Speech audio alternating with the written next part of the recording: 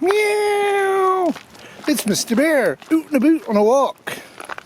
Which means I'm videoing this whilst attached to Bear, so I apologise for jerkiness. There's a few more misunderstood concepts in prepping than bug out, the bug out bag. There's also an endearing charm to bug out.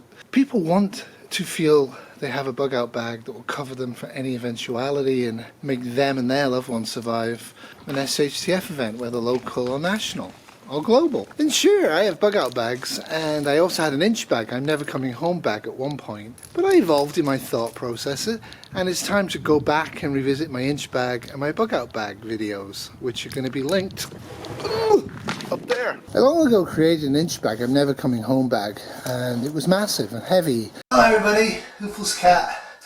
So I was making up my bug out bag using all the videos online, and a couple of things wrong with it. First off, I couldn't put my toolkit in. Second off, my cordage and my fire starter. And I don't have any food. So I think, basically, as a design for a bug out bag, this is kind of, it needs to be rethought. Anyway, that's Hoofless Cat. Au revoir, pray for me. And then I thought about it and did some research, and I realised, as you could have seen if you watched them, that the actual concept of I'm never coming home is fundamentally flawed. And I'm actually going to do another video in this occasional series of conversations with real preppers, and this one conversation came from several real preppers. One was Tyler of Let's Talk About Prepping. Hello everyone, you're watching Let's Talk About Prepping. I'm Tyler, your host. Admirable and excellent channel. And one of my commentators, Swamp. And also a little bit from Corsair Trainers. And we're not planning for the zombie apocalypse.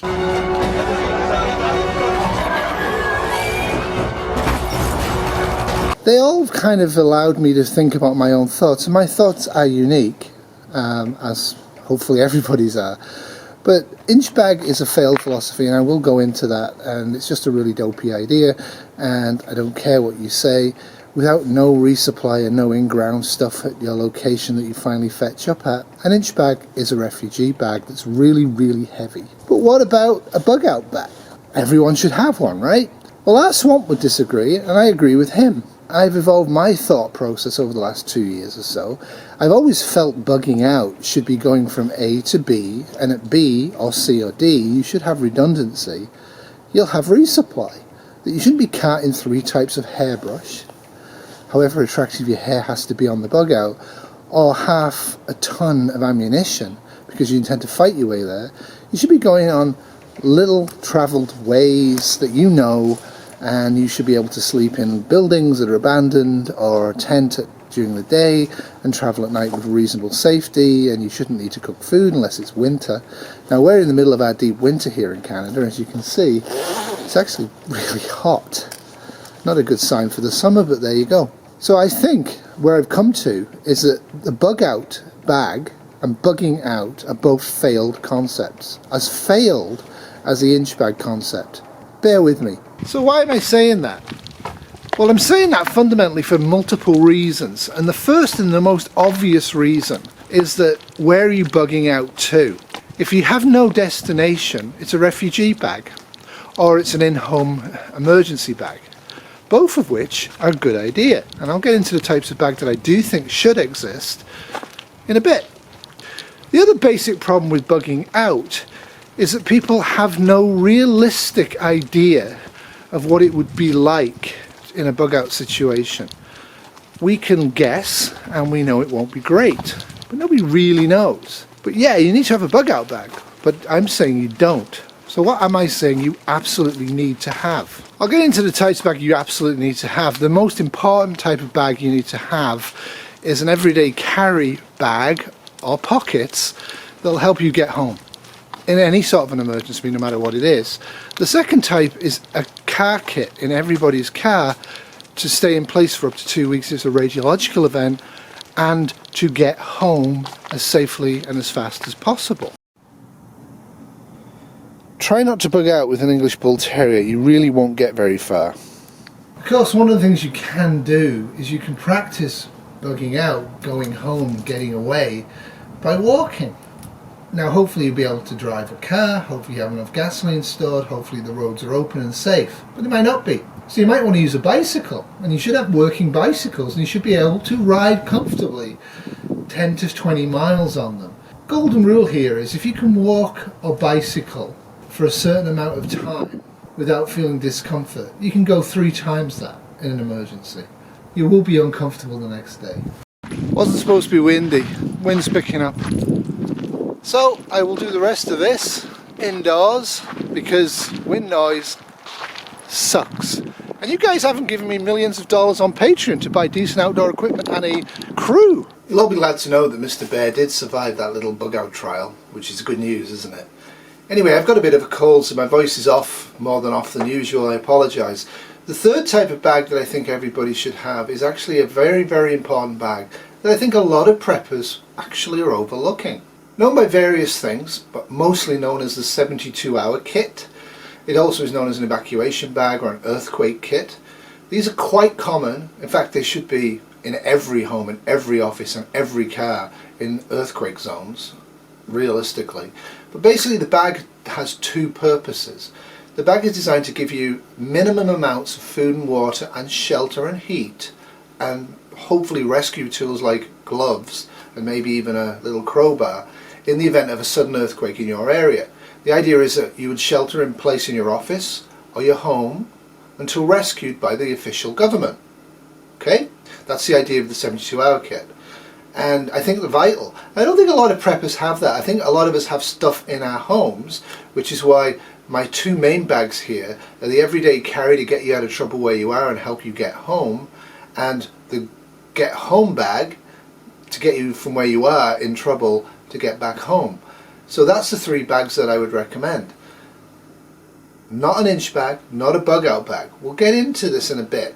So have an in-home kit in a box or in a backpack, preferably in a backpack, because if you shelter in place at home for 72 hours, during that 72 hours, due to gas main explosions, fires, tsunami, you may have to leave. Okay? You want to take that kit with you and keep yourself going until you are rescued. The other kit is the EDC. This is an everyday carry kit. This can have various functions depending on you, your personality and where you are. It can be almost entirely offensive armoury, and a lot of preppers have that. No food, no water tablets, no water filter, but they can kill about 28 people. I think that's a failed concept as well, and I think if you're in a high crime area like that, you probably should have moved, relocated prior. The other kit, of course, is the car kit. Everybody has cars except for people like me who don't drive. So what I do is I effectively have a car kit as an everyday carry in my backpack, which I carry with me everywhere I go. And I've shown that before. And I'm not showing all of these kits because you can Google and look on YouTube and find millions of these kits, which is part of the problem. The reason it's part of the problem is a lot of people have researched what they believe they need in a bug out bag, and they're doing it in echo chambers. For example, the echo chamber I'm in is kind of Corsair Trainers, Let's Talk About Prepping, Palmetto Preparedness, and a few other people that on YouTube to some extent, though he doesn't actually go into specific actual stuff, just philosophy, which is fine, and a lot of stuff like that, because those people I resonate with. I don't know if I always resonate with them, but they resonate with me. So I see their ideas and I think, wow, that's a great idea. So I build my kits based upon their ideas and my ideas and books I've read and stuff like that. My philosophy is that minute 1, day 1 of any sudden event on a global scale will not see hordes and hordes of people out on the streets raping, looting and pillaging. Yes, there will be some grabbing of stuff. There will even be some looting and some mayhem in high crime areas. In most areas people will be sitting at home not knowing what to do, and when they emerge from their homes, the first thing they're going to do isn't eat their neighbours, but talk to them and try and help each other. And this is a pattern in SHTF events throughout human history. Almost every massive SHTF event has seen people working with people to fix the issue without any form of government authority. And the government authority ends up killing a lot of people, reimposing government authority. I can prove that. You'll have to just take my word for it. Hey, thanks for tuning in today. My call sign is Blitz, and in this video we are going to figure out what the best water filter is for your bug out bag or 24-hour bag or inch bag or get home bag or any bag that you might sling across your back and head out into the great unknown. Now real quick, obviously I have no clue what the right water filter is for you. I don't know you, I don't know your situation, I don't know where you're located, and I don't know what type of environment you're operating in, what you're preparing for, or any of those variables. But what I can do is I can share my experience with water filters, with water purification tablets, and all the various ways that you can use to purify water. I can show you the successes, and I can also show you the fails, and then from that you can come up with a reasonable conclusion on how you want to build out your water filtration kit. So let's get into it. Indeed, let's get into it. Great channel, do sub. Can't speak highly enough about it. One of the things is for water kits, for me, I use Catadine water tablets mostly, or Aquatabs. It depends. I have a lot of clean water up here where I am, so Aquatabs is the cheaper option. It's not the safest option.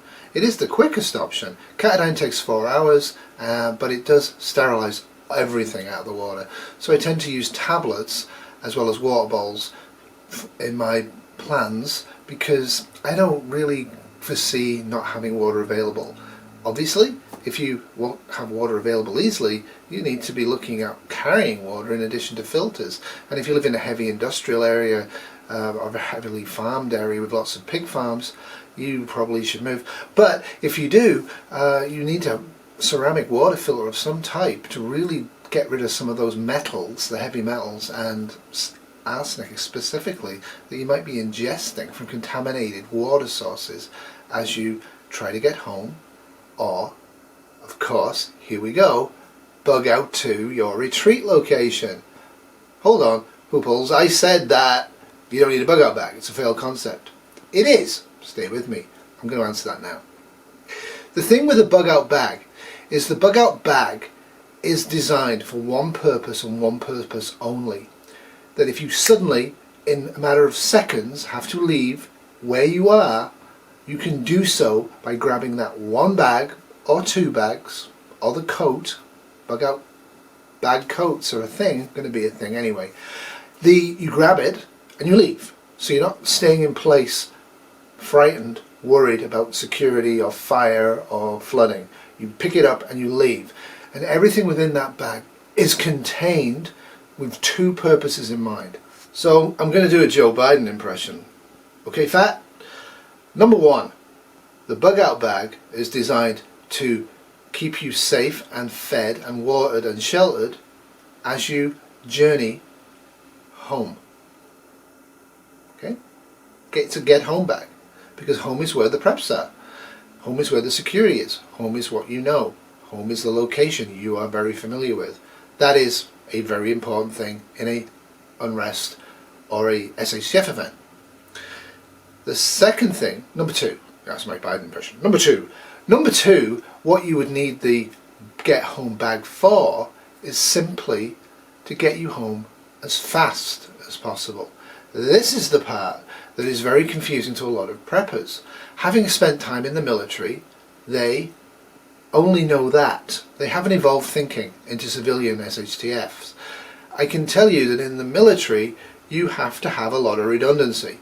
You are unsure about how long the journey is going to be, how long you'll be in the field. You have to have hair combs and hairbrushes and even nail trimmers. Yeah, hygiene's number 1. It's a big killer of people and a big killer of the military. But it isn't in this event. This is a sudden event. You're at home, or you're in the movie theatre, or you're on the subway, or you're visiting your elderly Aunt Ethel in the nursing home, and EMP, massive meteor strike, sudden nuclear attack. Most of these things you will have forewarning of, so you probably shouldn't be anywhere other than at home, but you've been caught short. The bag is going to get you home as fast as it can and safely as possible. So the bag's contents is where you live, what the weather's going to be like, and how far you can travel.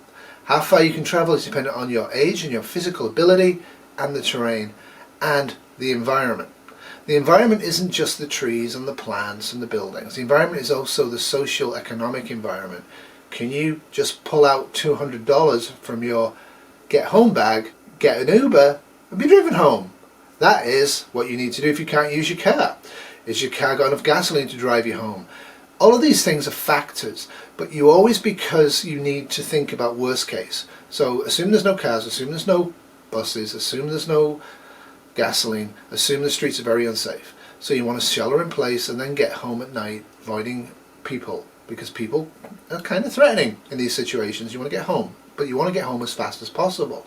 So are you carrying a cook stove? No, you're not, unless it's going to be winter, because without heat and hot water and hot food in the winter, if you have to travel a significant distance, you're not going to get home. But if you're traveling 20 miles, 25 miles, 50 kilometers or so, you don't need a cook stove, even in the deepest of winter. You do need a lot of high calorie, high carbohydrate and fat bars and food to get you home, and you will need a lot of fluids, a lot of water.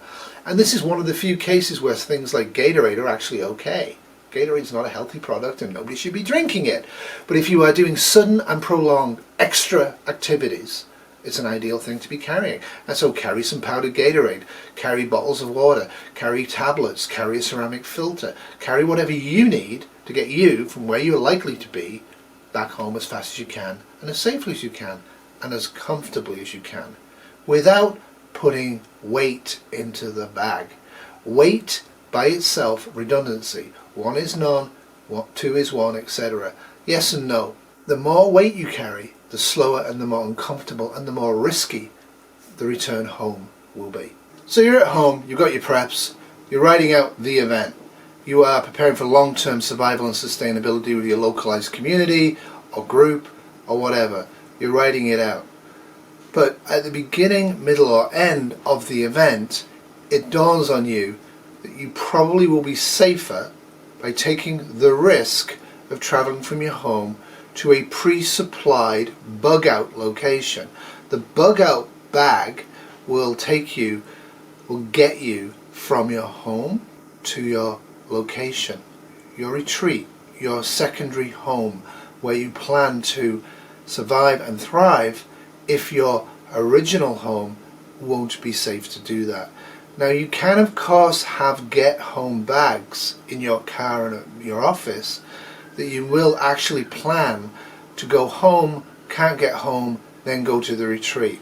So in those cases, those bags are going to be quite heavy and quite full, but they're still going to be as light as possible, and you're going to achieve that by being smart. Smart people collect cheap plastic containers, put basic items in them, and bury them and hang them in trees depending on where they live, because remember, in the winter I got to dig through about 4 feet of a meter or more of iced soil to get to anything buried in the ground. And they will pre-supply themselves with those abilities, so their get home or their get to their retreat journey can actually be done with lighter weight packs, but also getting redundancy in terms of getting stuff out of the ground on the route or getting it from the trees.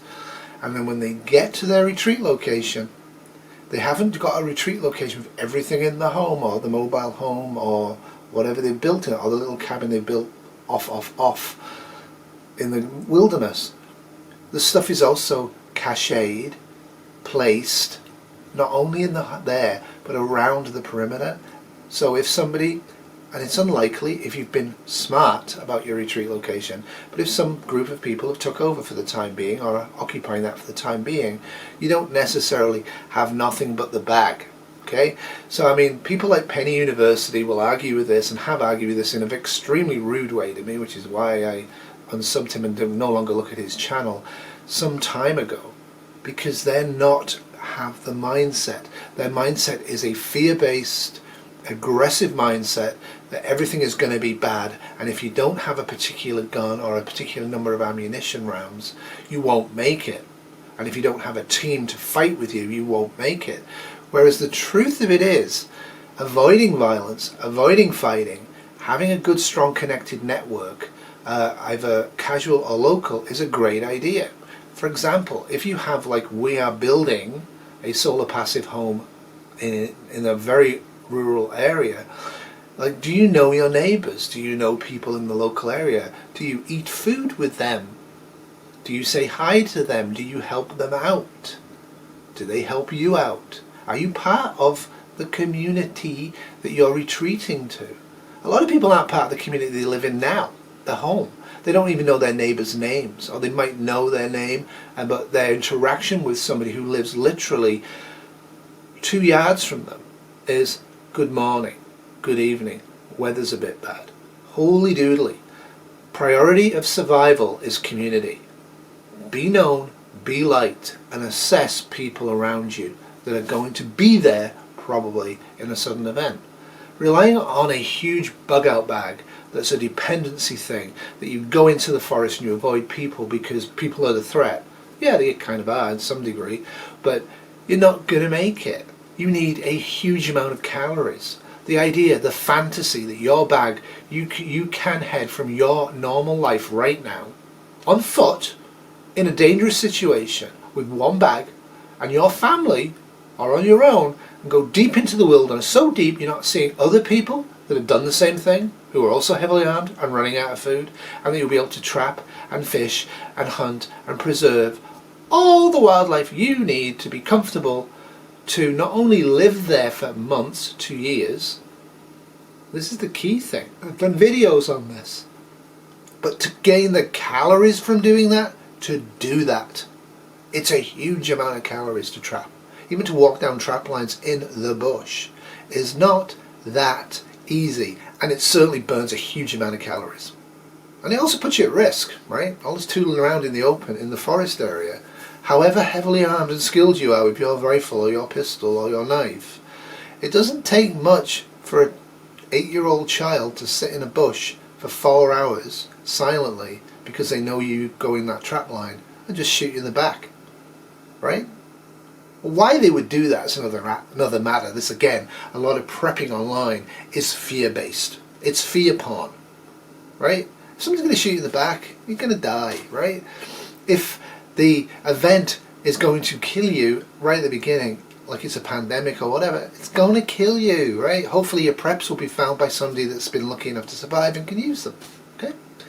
So that's all on this video. I don't want to go into too much detail about bug out bags and bug out concepts. What I am working on is my car kit because I've altered the car. So my circumstances have changed. I've gone from a nice big RAV4 Toyota down to a Prius Prime Toyota. So I need a smaller car kit. And I really want to talk about bearing in place. In a sudden event, if it's radiological, chemical, or whatever, I might need to stay at work for up to 2 weeks or more, okay? Where I work, I know I can access food and water, okay? I know I can. I also know I have a security team that will respond to my orders early on. Maybe not later on, but early on. I know this. Most people aren't in that fortunate position of being able to access food and water in their workplace. Even so, if I'm at the university, I need to have the ability to get water and eat and be warm or cool, mostly warm in my case where I live, for about 2 to 3 weeks before I then start the get home journey, because I don't want to be outside if there's been a nuclear war, okay? And the fantasy of prepping is that in nuclear war you can protect yourself with face masks and stuff like this in the early event of the nuclear war is nonsense. The radiological particles and radiation is so high that it will go through your clothing and your skin and kill you, okay? And not pleasantly. You need to be underground or deep within a concrete building or you're doomed, okay, in that event. So as I said, preppers, real preppers, prep for worst case. Well, that's it for me. Remember, in SOCF, if you don't prep, tomorrow will always be worse than today. And prepping isn't doing daft, silly things that actually will harm the purpose of what you're doing. The purpose is to stay at home safely or get home quickly or to go from the home or the office to the retreat location as quickly and as safely as you possibly can. It isn't to live like a tramp or a hobo in the forest for 3 to 4 months, slowly starving to death until you get hypothermia and die. That's not the purpose. Yes, some people can go deep into the forests and they can build log cabins, and they can do trap lines, and they can fish, and they can do all that stuff. They are also assuming that they'll never get sick, they won't hurt their ankle, and that nothing will ever go wrong. It's a really dicey position. The response to the fall or collapse or destruction of modern society should not be to go back to being a wandering hunter-gatherer. You won't live that long, and it's totally unnecessary. So, hope you enjoyed this. Hope it's given you some food for thought. Please criticize this, right? But do this from the perspective of like thinking about the issue as a multifaceted issue. This isn't a simple thing. It's not a civil war and the unidentified enemy is the Antifa. Other things will be going on, right? And Antifa is a fantasy as well. Civil war is a fantasy. But that's my opinion. You may have a different opinion, and that's fine. Convince me that America's going to have a civil war in the next 6 months. I would be amused. Doodles!